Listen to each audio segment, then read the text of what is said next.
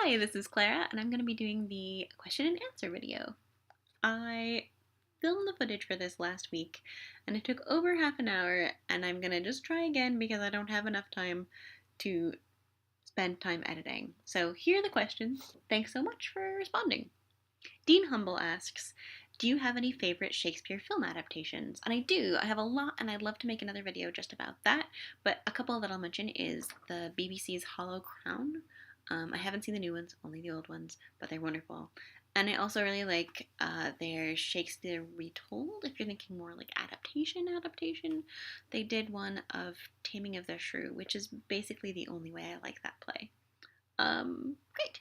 Victoria from A Hermit's Progress asks a whole bunch of questions. She writes, I'd love to know your thoughts on audiobooks. Do you use them? How do they compare to reading? When are you likely to pick up an audiobook over a physical book or an ebook? Do you read and listen simultaneously?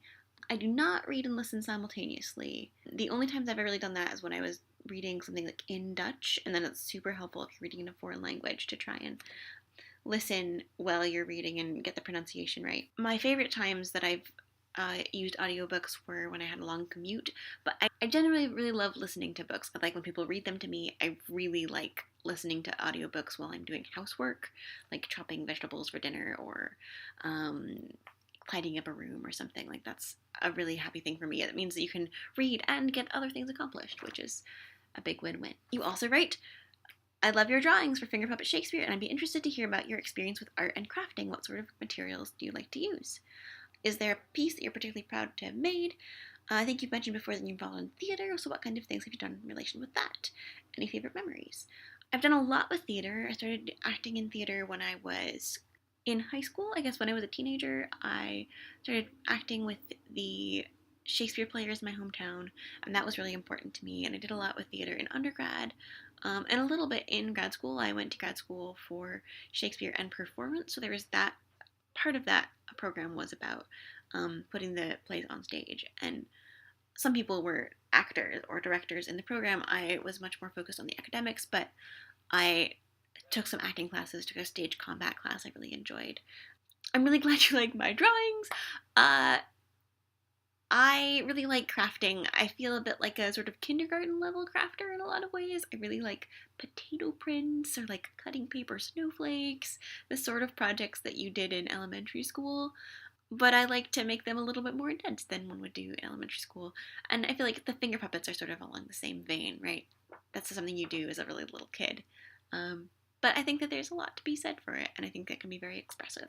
So, lastly, in regards to travel, what was it like to live abroad? What are some of your favorite experiences with travel so far? And where would you most like to visit or revisit in the future? Um, Amazing, wonderful, really hard, really good. I learned more about myself and my own country and the Netherlands than I ever thought I could learn. It was an incredible experience, and I definitely recommend it if someone has the opportunity. You're thinking about living abroad, do it. It's great. At the same time, it's very different than traveling, and don't expect it to be like one glorious vacation the whole time. It's going to be a lot of work, and it's going to be very hard and very isolating. But like if you get through that stage, it'll be really good. I definitely recommend a book called The Expert Expat, which was really helpful for me when I was thinking about all of the issues with moving abroad and what does that mean. With your questions about travel, the last 3 years I got to spend a lot of time traveling in Europe, and it was wonderful. I don't know that I can pick a favorite, but I'm always excited to travel some more. Being back in the States now, I'm really excited to see some of the national parks. I don't think I've ever been to any of them, and we're not too far from Yellowstone now. So, like, maybe we can make a big road trip out there. Yeah.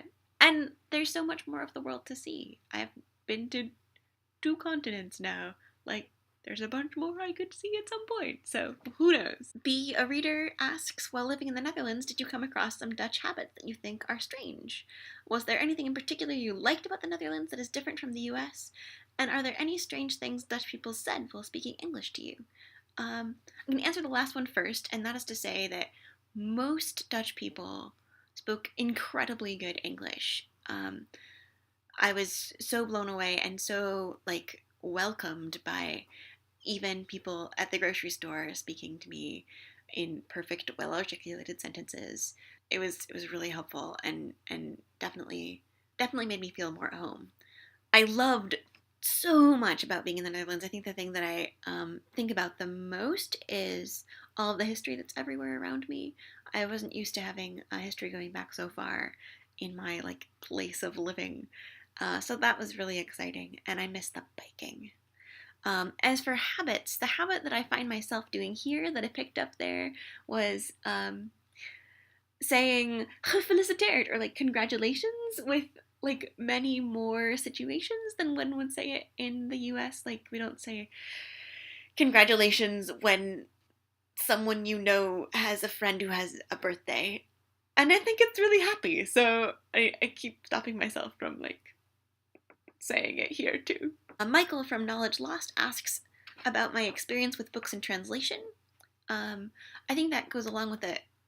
I learned to speak Dutch while I was in the Netherlands. I'm not like super fluent, but I can get by and I can read fairly well. It's still a lot of hard work to read in a foreign language, so we brought back some Dutch books that I'm excited to look into and sink my teeth into. But it's really busy with this semester, and it doesn't feel like light reading on top of things.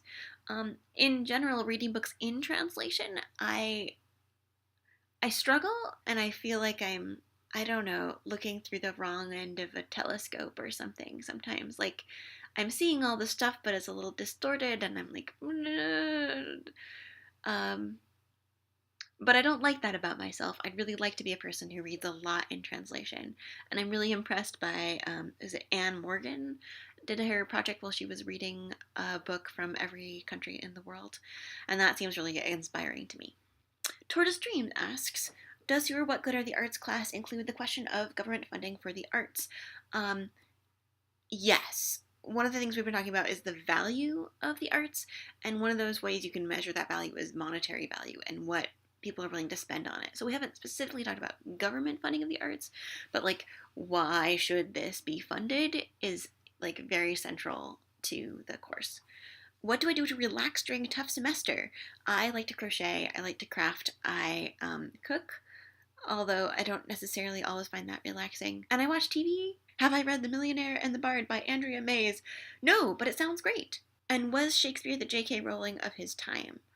I think he wasn't that popular during his lifetime, and a lot of his popularity came later with the print culture and how his book was like the first folio after his death was the first time that a large collection of plays was published in that format and really sort of changed the landscape for how people looked at drama on the page. Shannon Reidler follows up by saying, do you think anyone has or ever will have the same amount of influence that Shakespeare has had in any artistic medium?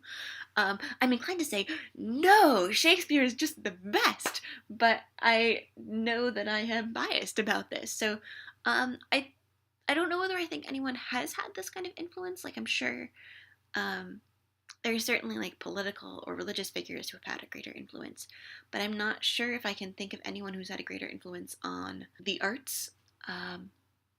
But I think that someone could in the future. I think it definitely is possible, especially with the internet. Biblioglam Drama asks, which university are you getting your doctorate from? And I am at the University of Minnesota, and we're on the Twin Cities campus here in Minneapolis. Amanda Center asks, which books are you happiest to be reunited with? It's such a hard question because there are so many that I love so much, but I'm going to pull off one to show you. This is Where the Mountain Meets the Moon, and it is a children's book, and it is super beautiful, and it sort of stands in the place of many, many children's books that I have been sad to be without. It has regular, like, full-color illustrations, and, like, the whole book is just beautiful. How do you organize your personal library? By section and then alphabetically. Any new favorite books that you have not yet talked about on your channel? No. And what is my preferred pet or animal familiar? I love turtles. And that is the end of this question and answer video. Thank you so much for asking them. I'll see you later. Bye.